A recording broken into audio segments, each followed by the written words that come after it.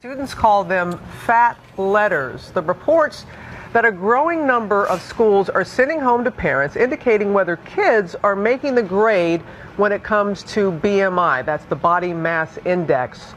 So, are they hurting more than they're helping? ABC's Bianna Golodryga takes a closer look.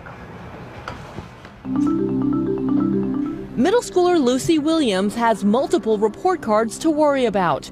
The one concerning her academic grades, and this one concerning her weight. Well, I'm insecure because I'm taller than a lot of girls in my school, and I'm also bigger than a lot of them. I'm not incredibly skinny. The FitnessGram Lucy recently received from her school is part of a growing initiative to track students' body mass indexes, or BMIs. Schools in 19 states, from Arkansas to Illinois, take part measuring students at annual weigh-ins, then sending reports home to parents, indicating whether a child is in the green, healthy zone or the red, danger zone. Pediatricians say BMI readings are helpful in combating childhood obesity. Right now, it's the best measurement that we have to determine whether a child's weight is healthy or unhealthy. But eating disorder experts worry the readings do more harm than good. I would like to see BMI testing in schools banned. For those who are already insecure about their weight, these tests can potentially trigger an eating disorder. More than 40% of 9 and 10-year-old girls have already been on a diet, and as many as 60% of all 6 to 12-year-olds are worried about their weight.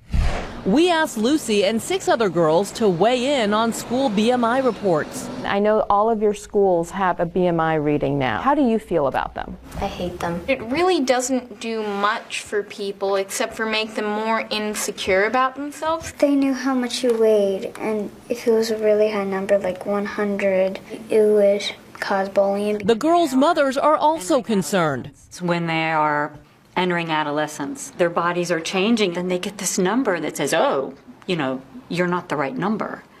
It's just a horrible way to start womanhood. There's so much stress. The last thing they need is the school to now step in and you're too skinny, you're too fat. For Good Morning America, Bianna Golodryga, ABC News, New York. A lot of discussion here. We're going to bring in ABC News senior medical contributor Dr. Jennifer Ashton. And Jen, just overall, your take on what we just saw. Very controversial topic and very complicated. So to look at both sides, I do believe it's well-intentioned, right? We know that 30% or more of children are overweight and obese. And the idea is to target an environment where they spend 50% of their time. However, the flip side is, how is this information going to help, and will it do harm? That's our primary goal in medicine, is to do no harm. And when you're talking about kids, peer pressure, stigma, self-esteem, those are not good things for an average child. So when you talk about a child already dealing with a weight issue, it can be compounded. But a lot of school districts are going to do it no matter what. So what can parents do constructively to work with this? Well, that's the key, is that how will parents and the school districts utilize this information?